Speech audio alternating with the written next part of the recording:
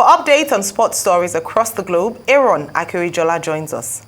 Good morning, Aaron. Yeah, good morning to you, Ayo. Good morning to you, Doctor. Good morning to you, Rufai. All right, let's get started with the big news that broke some days ago and is still a developing story as we speak, and talking about Victor Osimhen, the 24-year-old Nigerian, who is in the eye of a very, very controversial moment. Of course, we know racism is rife in Italy and in Europe, and it was a little bit brazen from Napoli, SSC Napoli, when they decided to put out a video there, a very disgraceful video of that. Of course, we will not actually oblige them by also putting out that video, but it's very, very unfortunate. And that video was actually put out, though it was ultimately taken off, but Victor Osimhen and his agent are still insisting that they will still pursue legal actions, even though the player has actually even hit the ground running with his team as they beat Udinese 4-1, and he was part of those that actually scored. As a matter of fact, of course, everyone gathered around him there to actually celebrate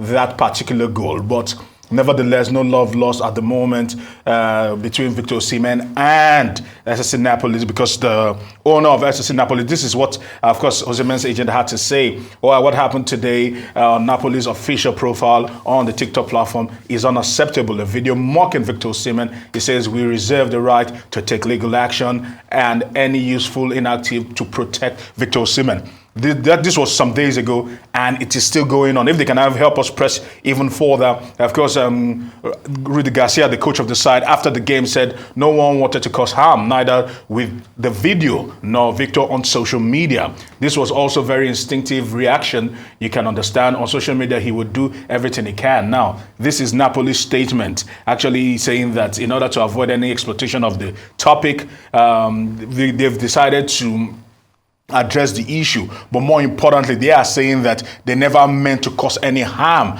or any perceived offense towards Victor Osimhen, without actually issuing a direct apology.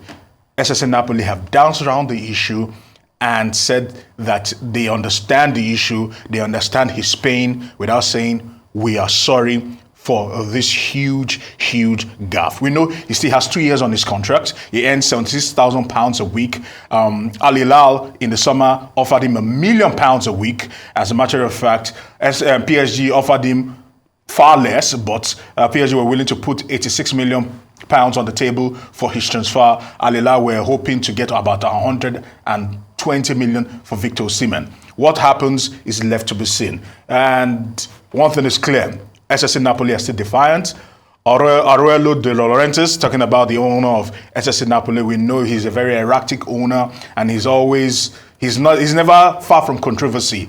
So seeing Napoli go this particular route is very unfortunate, and let's see what happens, because the agent is still insisting that in January, Victor Osimhen might jump ship. Away from that, let's talk about the fact that as we speak right now, the Riders' Cup is actually on the way in Rome, Italy, as Team Europe will be hoping to defend their crown that they've always won on home soil. They were taken to the cleaners 2 years ago in Wisconsin by the U.S. team, and the U.S. team will be hoping for the first time in decades that they will be able to hold something and actually celebrate a win over Team Europe on foreign soil. Let's see if Team USA can actually do that. They dismantled Team Europe the last time out to Wisconsin, and they'll be hoping that they can carry that particular form into this Riders' Cup as it begins today, because if you actually look at it, there have been massive pairings in the Riders' Cup. Now, away from that, let's talk about a particular young lady